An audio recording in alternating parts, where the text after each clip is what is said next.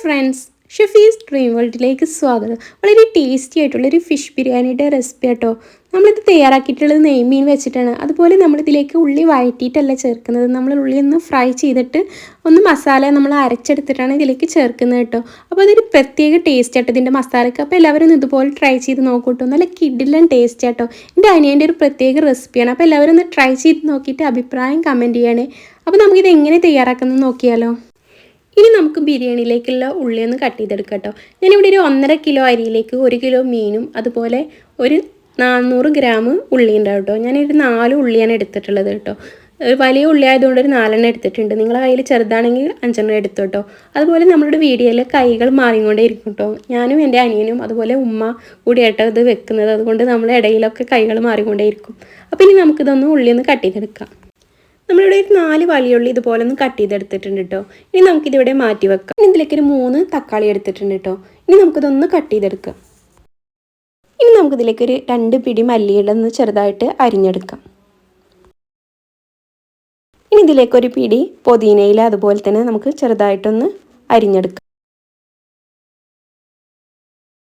ഇനി ഇതിലേക്ക് നമുക്ക് 2 പച്ചമുളകാണ് വേണ്ടത്. ഞാനിവിടെ എരിവുള്ള പച്ചമുളക് ആയതുകൊണ്ട് 2 എണ്ണം എടുത്തിട്ടുള്ളത്.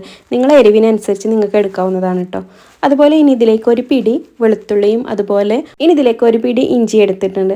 ഇനി നമുക്കിതൊരു മിക്സിയുടെ ജാറിലിട്ടിട്ട് ഒന്ന് ചതച്ചെടുക്കാം. ഒരുപാട് അങ്ങ് അരക്കാതെ ചതച്ചെടുത്താൽ മതി കേട്ടോ. ഇനി നമുക്കിതൊന്ന് ചതച്ചെടുത്തിട്ട് വരാം.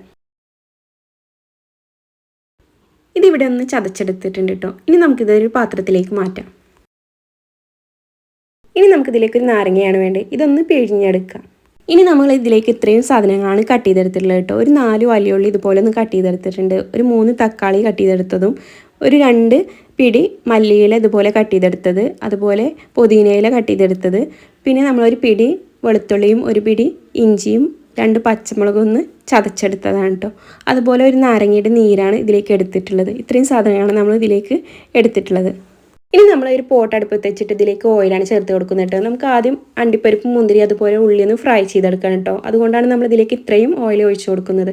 നമ്മൾ ഇതിലേക്ക് ആവശ്യത്തിന് എടുത്തിട്ടുള്ളത് ബാക്കി നമ്മളൊരു പാത്രത്തിലേക്ക് മാറ്റും കേട്ടോ. ഞാനൊന്ന് തിരിഞ്ഞ സമയം കൊണ്ട് എണ്ണ ചൂടായിലേക്ക് അവന് അണ്ടിപ്പരിപ്പ് മുന്തിരി ഇട്ടിട്ടൊന്ന് വറുത്തെടുക്കുന്നത് കേട്ടോ. കാരണം ഞാനാണ് ഇതിൻ്റെ ഹെൽപ്പറും അതുപോലെ വീഡിയോ എടുക്കുന്നതും. അതുകൊണ്ട് നമുക്ക് ഒരുപാട് കാര്യങ്ങൾ ഇതിൽ മിസ്സായിട്ടുണ്ട് കേട്ടോ. അപ്പോൾ നിങ്ങളൊന്ന് ചെറുതായിട്ട് ക്ഷമിക്കുക കേട്ടോ. അപ്പോൾ ഇനി നമുക്കിതൊന്ന് വറുത്ത് കോരാം.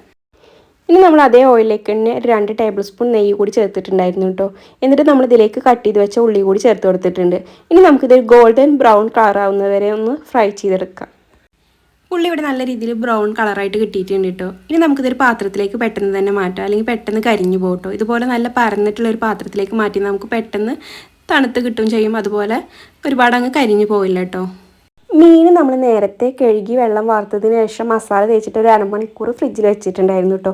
നമ്മളിതിലേക്ക് ചേർത്തിട്ടുള്ള മസാലകൾ 1/2 ടീസ്പൂൺ മഞ്ഞൾപ്പൊടി, 1/2 ടീസ്പൂൺ നോർമൽ മുളക് പൊടി, 1/2 ടീസ്പൂൺ കാശ്മീരി മുളക് പൊടി, 1/2 ടീസ്പൂൺ കുരുമുളക് പൊടി, 1/2 ടീസ്പൂൺ ഗരം മസാല, അതുപോലെ ഇതിലേക്ക് നമ്മൾ നേരത്തെ പിഴിഞ്ഞു വെച്ച നാരങ്ങ നീര്, 1 ടീസ്പൂൺ ഇഞ്ചി വെളുത്തുള്ളി പച്ചമുളക് പേസ്റ്റ്, ഒരു 2 ടേബിൾ സ്പൂൺ സൺഫ്ലവർ ഓയിലാണ് ചേർത്തിട്ടുള്ളത്. എന്നിട്ട് നമുക്ക് നല്ല രീതിയിലൊന്ന് മിക്സ് ചെയ്തിട്ട് മസാല പിടിപ്പിച്ചിട്ട് 1/2 മണിക്കൂർ ഫ്രിഡ്ജിൽ വെച്ചതാണ്. ഇനി നമുക്കിത് അതേ ഓയിലിൽ തന്നെ ഒന്ന് ഫ്രൈ ചെയ്തെടുക്കാം.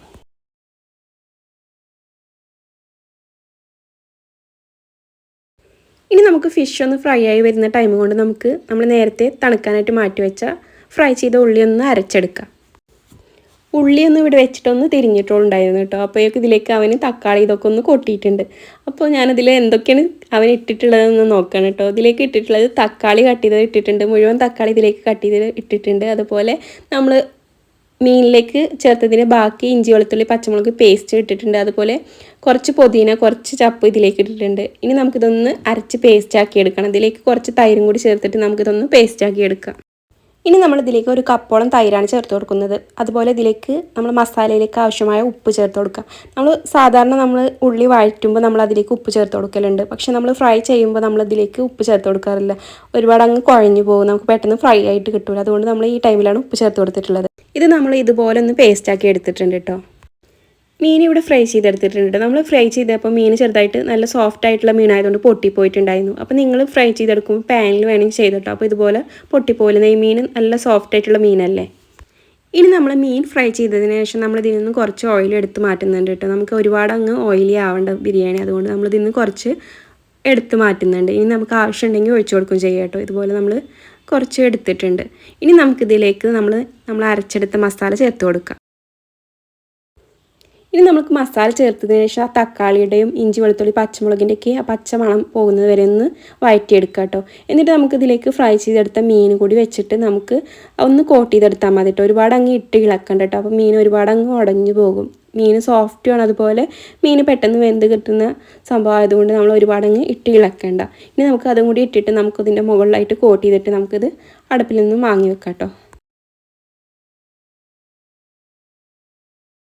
നമ്മളിവിടെ 1 കിലോ മീനിലേക്ക് 1.5 കിലോ അരി എന്ന അളവിലാണ് നമ്മളിവിടെ അരി എടുത്തിട്ടുള്ളത് കേട്ടോ. നമ്മൾ അരി തിളപ്പിക്കാനായിട്ട് വെള്ളം നേരത്തെ വെച്ചിട്ടുണ്ടായിരുന്നു. അതിലേക്ക് നമ്മൾ ചപ്പ് പുതിന ഇട്ടിട്ടുണ്ട്, അതുപോലെ എല്ലാ സ്പൈസസും ചേർത്തിട്ടുണ്ട്. ആവശ്യത്തിനുള്ള ഉപ്പും ചേർത്തിട്ട് 2 ടേബിൾ സ്പൂൺ നെയ്യ് ചേർത്തിട്ടുണ്ടായിരുന്നു കേട്ടോ. അരി തമ്മിൽ ഒട്ടിപ്പിടിക്കാതിരിക്കാൻ നിങ്ങൾക്ക് വിനാഗറോ അല്ലെങ്കിൽ നാരങ്ങ നീരോ ചേർത്ത് കൊടുക്കാം കേട്ടോ. ഇനി നമുക്ക് അരി ഇട്ടിട്ടൊന്ന് തിളപ്പിച്ചെടുത്തിട്ട് നമുക്ക് ഇതിൽ നിന്ന് ഊറ്റിയെടുക്കാം. ഇനി നമ്മൾ തയ്യാറാക്കി വെച്ച മസാലയിലേക്ക് നമ്മൾ വേവിച്ചെടുത്ത റൈസാണ് ചേർത്ത് കൊടുക്കുന്നത് കേട്ടോ. ഇനി നമുക്കിതൊന്ന് ലെയറായിട്ട് സെറ്റ് ചെയ്തെടുക്കാം കേട്ടോ. നമ്മളിതിലേക്ക് വറുത്തെടുത്ത അണ്ടിപ്പരിപ്പ് മുന്തിരി ഉള്ളി കൂടി ചേർത്തിട്ട് നമ്മളിതിലേക്ക് കുറച്ച് ചപ്പ് പൊതിനയും കൂടി ചേർത്ത് കൊടുക്കുന്നുണ്ട്. അതുപോലെ മുകളിലായിട്ട് കുറച്ച് നെയ്യും കൂടി ചേർത്തിട്ട് നമുക്കിതൊന്ന് ദം ചെയ്തെടുക്കാം കേട്ടോ. നിങ്ങൾക്ക് ഈ ടൈമിൽ വേണമെങ്കിൽ കുറച്ച് ബിരിയാണി മസാല ചേർത്ത് കൊടുക്കാം കേട്ടോ. നമുക്ക് ആ ഫിഷിൻ്റെ സ്മെല്ല് അതുപോലെ അതിൻ്റെ ഫ്ലേവർ ഒരുപാട് അങ്ങ് കിട്ടാൻ വേണ്ടിയിട്ട് നമ്മളിതിൽ ഈ ടൈമിൽ മസാല ചേർത്ത് കൊടുക്കുന്നത്. ഒരുപാട് അങ്ങ് ബിരിയാണീൻ്റെ മസാല ചേർത്ത് കൊടുക്കുന്നില്ല കേട്ടോ. നമുക്കിതും കൂടി ചേർത്തിട്ട് നമുക്കിതൊന്ന് ദം ചെയ്തെടുക്കാം. നമ്മൾ കത്തിച്ച കനൽ അതിൻ്റെ അടിയിലുണ്ടെങ്കിൽ അതൊന്ന് കോരിയെടുത്തിട്ടോ. നമുക്ക് പുകയില്ലാത്ത അടുപ്പായതുകൊണ്ട് നല്ല കനലുള്ളത് കൊണ്ട് പെട്ടെന്ന് അടി പിടിച്ച് പോകട്ടെ. അതുകൊണ്ട് അതൊക്കെ ഒന്ന് കോരിയെടുത്തിട്ടുണ്ട്. ഇനി നമുക്കിതൊന്ന് ദം ചെയ്തെടുക്കാം. അങ്ങനെ നമ്മൾ ടേസ്റ്റി ആയിട്ടുള്ള ഫിഷ് ബിരിയാണി ഇവിടെ റെഡി ആയിട്ടുണ്ടോ. നമ്മുടെ വീഡിയോയിൽ ഒരുപാട് മിസ്റ്റേക്കുകളുണ്ട് കേട്ടോ. കാരണം ഒരുപാട് വീഡിയോ മിസ്സായിട്ടുണ്ട്. അപ്പോൾ എല്ലാവരും ഒന്ന് ക്ഷമിക്കുക കേട്ടോ.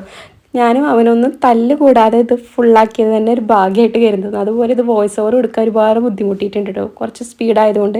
അപ്പോൾ എല്ലാവരും ഒന്ന് വീഡിയോ കണ്ടിട്ട് ഇഷ്ടപ്പെടുകയാണെങ്കിൽ ഒന്ന് ലൈക്കും ഷെയറും കൂടെ സബ്സ്ക്രൈബും ചെയ്യണേ.